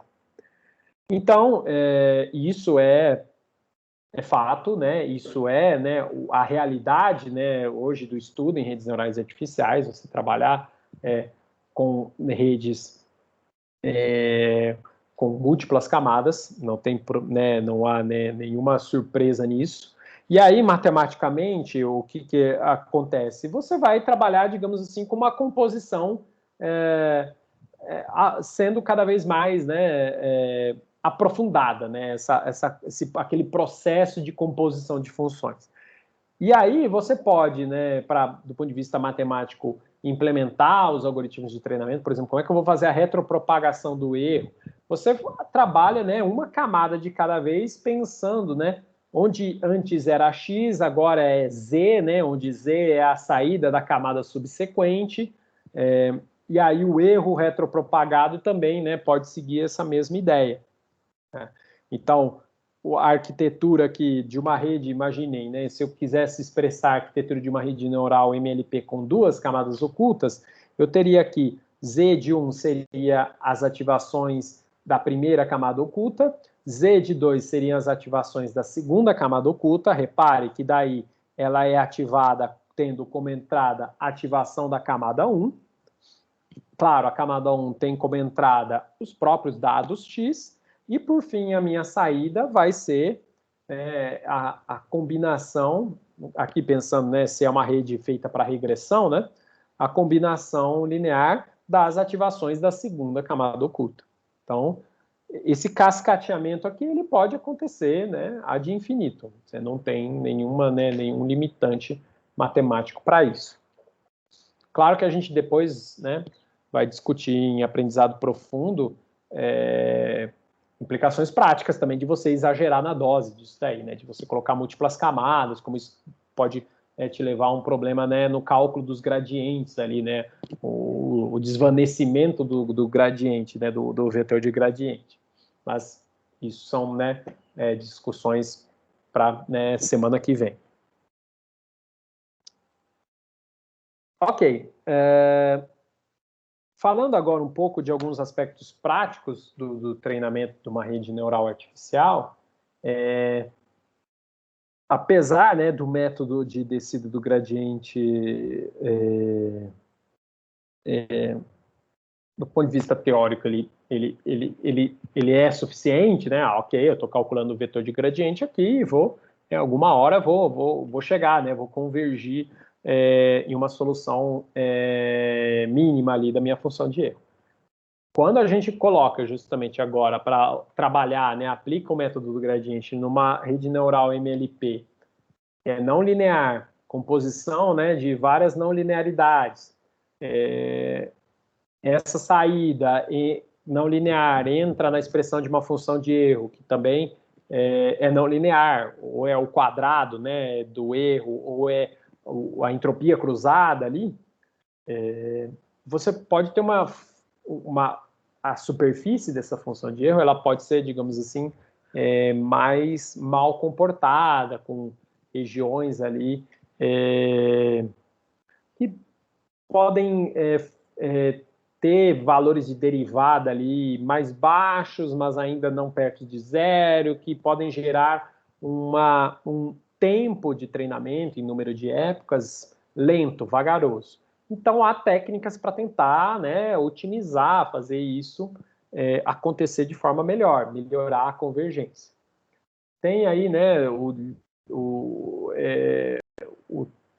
livro-texto destaca, né, e aqui, né, eu menciono duas estratégias que são bem conhecidas e clássicas. A primeira estratégia é a estratégia do momento, que é, né, eu garantir, né, a convergência pegando o meu passo e não definindo ele só como a derivada parcial, mas colocando também uma parcela do meu passo sendo parecida com a parcela do passo anterior, tá? Então, veja, o passo que eu vou dar para ajustar o peso WI no instante t, ele vai ser o passo que eu dei para esse mesmo peso no instante t menos 1, uma parcela dele, né? Por isso eu tenho um termo alfa aqui que pondera isso daqui para mim, mais o que seria o ajuste convencional, né? A derivada, né, no sentido negativo com respeito àquele peso. O que eu estou querendo fazer com isso? Eu estou querendo evitar muitas variações abruptas no ajuste do peso. Sei lá, uma hora eu somo 3, na outra eu subtraio 5, e depois eu volto a somar 2, e depois eu subtraio 7. Ou seja, quando eu tenho, né, variações muito abruptas, somando em grande magnitude, depois subtraindo em grande magnitude, por aí vai, eu estou atrapalhando, né, com essa oscilação, né, nos valores dos pesos sinápticos, eu estou atrapalhando, digamos assim, a convergência, ou seja, a estabilização desses valores de pesos com relação ali à superfície de erro, né, a função de erro que eu estou tentando otimizar. Então, esse termo de momento é justamente como se eu tivesse colocado, digamos assim, entendendo, né, que os pesos se ajustando é como se fosse uma partícula caminhando ali numa superfície, é como se eu tivesse colocado um peso de arrasto ali naquela partícula para que ela não faça movimentos muito bruscos ali no deslocamento através daquela superfície. E isso ajuda, né, a convergência, ajuda a você localizar mais rapidamente uma região de mínimo daquela função de erro. Ao invés de pular, às vezes, né, aquele buraco, aquela região de mínimo, fazer saltos muito grandes e perder aquela região de mínimo e cair numa outra região e começar do zero a fazer a busca ali pelo valor ideal. Outra forma, né, de ajudar na convergência é você trabalhar com taxas de aprendizado adaptativas, taxas que vão evoluindo. Uma regra básica anterior a essa é você fazer uma queda, né, por alguma razão geométrica aí da taxa de aprendizado. Por exemplo, começar o processo de treinamento com uma taxa de aprendizado alta, né, que em geral na prática isso é 0,2, alguma coisa assim, né, décimo aí, na casa do décimo, e aí você vai decrescendo porque entende-se, né, que à medida que o treinamento está rolando, né, você está mais próximo, né, os seus pesos estão mais próximos daquela região de valor mínimo da sua função de erro, e aí você, então, usa taxas de aprendizado menores, mais pequenas, para, né, chegar com calma ali naquela, localizar, né, encontrar com calma o valor preciso ali dos pesos, cuja derivada é praticamente zero, ou muito próxima de zero, ou seja, é uma região de valor mínimo da sua função de erro. E essa seria a estratégia mais básica, né? Você fazer essa regra de decréscimo aí da taxa de aprendizado, com as iterações, né? Com as épocas. Uma técnica um pouco melhorada é essa daqui, né? Em que eu atualizo a taxa de aprendizado a cada intervalo aí de épocas arbitrário, mas eu atualizo seja para aumentar ou seja para decrementar. Por exemplo, se eu estou naquele momento com um valor de erro no conjunto de treino menor em relação ao valor de erro que eu tinha, um número de épocas aqui para trás, eu acelero o processo, ou seja, significa que eu estou, né, digamos assim, descendo a ladeira, né? Então, se eu estou descendo a ladeira e está dando certo, digamos assim, eu acelero o processo de ajuste, eu somo um valor aqui, né, fixo ao valor eta da taxa de aprendizado. Se não, se a coisa piorou, né, ou seja, se eu estou no momento ali com um valor de erro maior do que foi algumas épocas para trás, aí eu decremento a taxa de aprendizado. Opa, então vamos devagar, né, que eu estou possivelmente dando saltos aqui, né, na minha superfície de erro, e esses saltos estão fazendo eu perder, né, a localização de uma região de vale ali, uma região, ou seja, de mínimo, onde se encontra um mínimo local, tá bom? E aí, né, outra questão crucial, claro, para a gente facilitar o processo de convergência durante o treinamento de uma rede neural artificial, é você monitorar se você está caindo numa situação de sobreajuste ou sobretreinamento da rede neural. O que pode acontecer, né? Pode acontecer algo como vocês estão vendo nesse gráfico aqui. Imagine que você, né, separou um conjunto de validação e aí você está fazendo treinamento da rede neural artificial. Vamos falar primeiro desse gráfico aqui, depois eu volto para a questão do número de neurônios. Também é um risco de sobretreino. Você está lá, né, com o conjunto de validação, e aí você calcula justamente o conjunto de validação, o erro no conjunto de validação a cada época de treinamento. E também vai monitorando o valor do erro de treinamento a cada época. Como eu disse, o erro de treinamento ele tende a zero. Ele vai, né, você está calculando a derivada, está ajustando a derivada com respeito a esses exemplos do conjunto de treinamento, e está ajustando, e está, né, caminhando rumo ao mínimo da função avaliada para aqueles exemplos de treino. Então, no limite, você vai interpolar aqueles pontos. Só que pode ser que, em algum momento, como vocês estão vendo aqui, comece a haver um descolamento do erro de validação em relação ao erro de treinamento. Isso pode significar justamente um processo de sobreajuste. Por que treinar muitas épocas pode levar a um sobreajuste? Porque lembra que eu falei alguns slides para trás, né, quando eu mostrei o pseudocódigo do treinamento, que você inicializa os pesos sinápticos todos muito perto de zero? Inicializar os pesos sinápticos todos muito perto de zero significa você começar a rede neural artificial com os neurônios quase todos desligados, né? Porque se os pesos sinápticos estão zerados, você multiplica as entradas lá por zero, a ativação vai dar perto de zero, e aí vai dar isso de entrada para a camada subsequente, que também vai ter ativação muito perto de zero. Então você começa com os neurônios meio que desligados. À medida que o algoritmo começa a fazer calcula vetor de gradiente e vai fazendo os ajustes, alguns pesos sinápticos vão saindo do valor zero, diferente de zero, e os neurônios passam, né, entre aspas, a serem ligados. Quanto mais pesos sinápticos você tem diferente de zero dentro da sua rede, da sua arquitetura como um todo, mais neurônios estão ativos, funcionando. Mais neurônios estão ativos, funcionando, significa que naquela expressão final da sua rede neural artificial, o somatório das ativações de cada neurônio da camada que alimenta a camada de saída, multiplicado pelos pesos de saída ali, mais neurônios estão contribuindo para formar o valor daquela função de saída.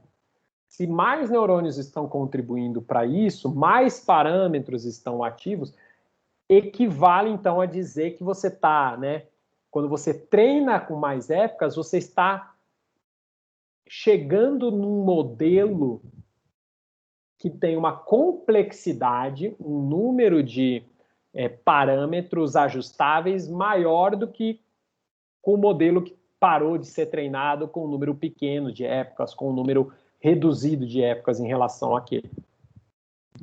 Então, exagerar no número de épocas no treinamento pode te levar a esse tipo de situação de sobreajuste, de sobretreino, ou seja, você tem um modelo com uma variância muito alta, um modelo que está confundindo o que é sinal do que é ruído.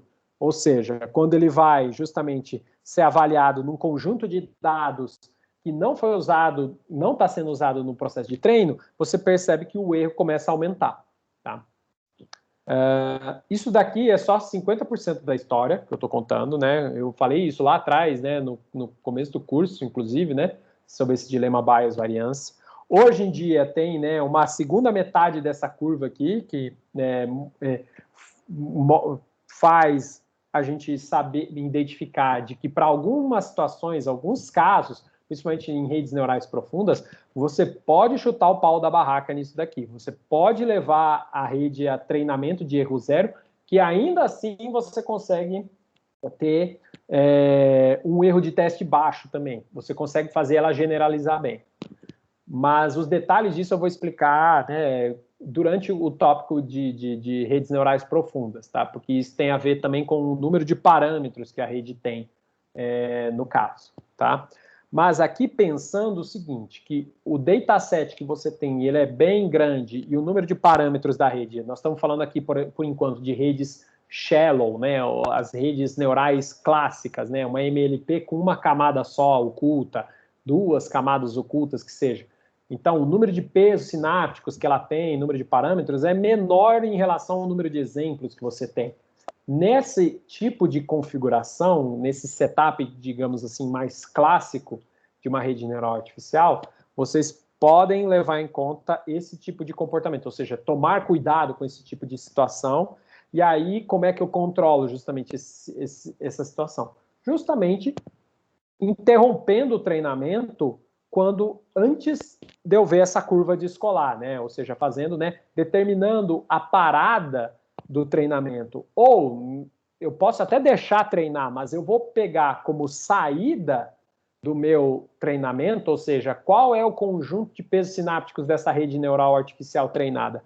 Não vai ser o conjunto gerado aqui na época 1000, vai ser, sei lá, vai ser o conjunto gerado aqui, perto da época 200 e 300 aqui, ó, onde o erro de validação estava perto do seu mínimo antes dele começar a piorar. Isso é o que a gente chama muitas vezes de parada antecipada, né, ou early stop em inglês.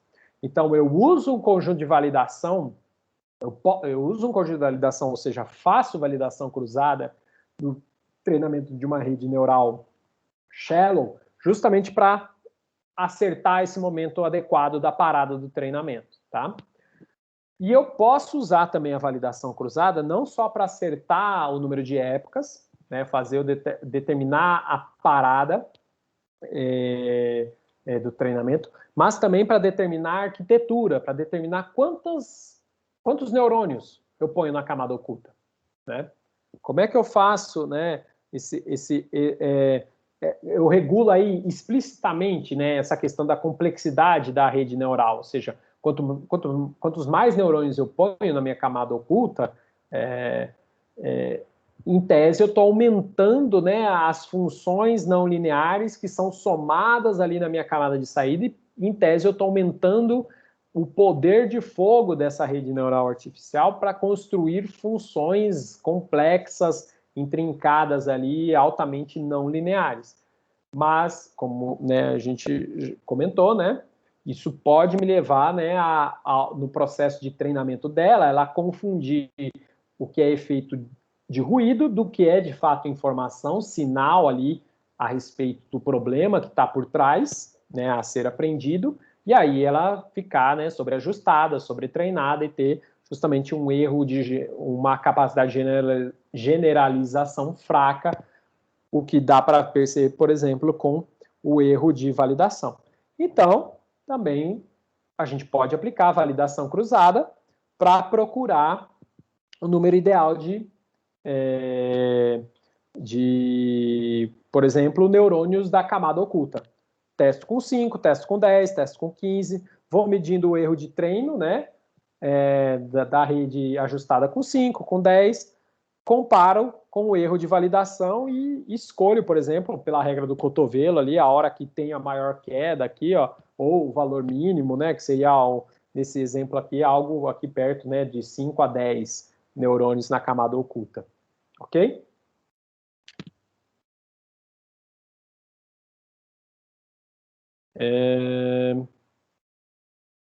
Tem algumas outras coisas aqui para falar ainda, né, de redes neurais shallow, né, como essa aqui, redes MLP, que eu acho que eu vou deixar para próxima aula. Vamos parar aqui no RINS, porque já estamos adiantados aqui, né, 5 para 6. E aí a gente continua na terça-feira, gente, pode ser? Tranquilo. Ok. E aí, alguma dúvida a respeito do que discutimos hoje?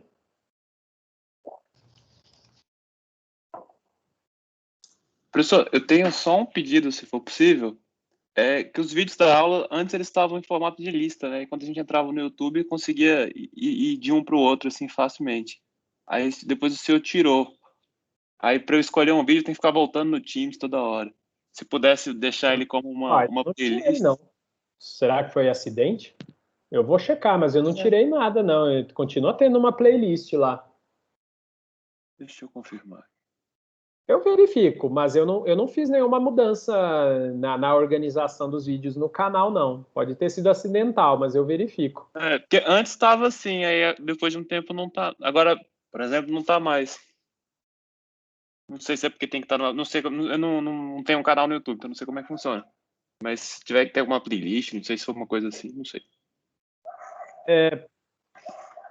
Tá, talvez É só uma besteira isso também, né? Só porque facilita pra gente você, assistir, mas também. Tomás, ou alguém, me manda um print de como vocês estão enxergando no YouTube. Beleza. Para eu ter uma ideia Ok. do que talvez foi o problema. Se sem querer eu mudei alguma configuração, assim, eu não me lembro, né? Mas aí eu verifico. Beleza. Tranquilo. Alguma outra questão, gente? Comentário?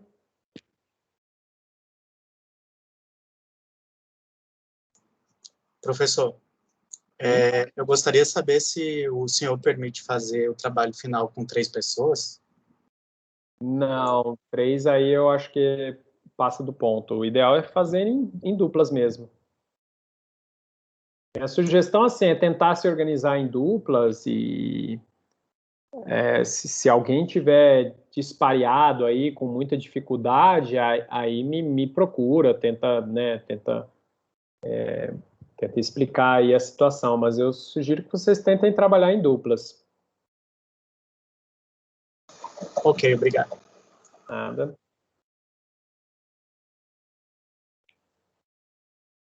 Bem, gente, não havendo mais questões por hoje, vamos encerrando aqui então. Obrigado aí pela atenção de vocês mais uma vez. Boa sexta-feira, bom descanso aí no final de semana. E nos encontramos de novo terça-feira que vem. Até mais. Igualmente, professor. Até mais.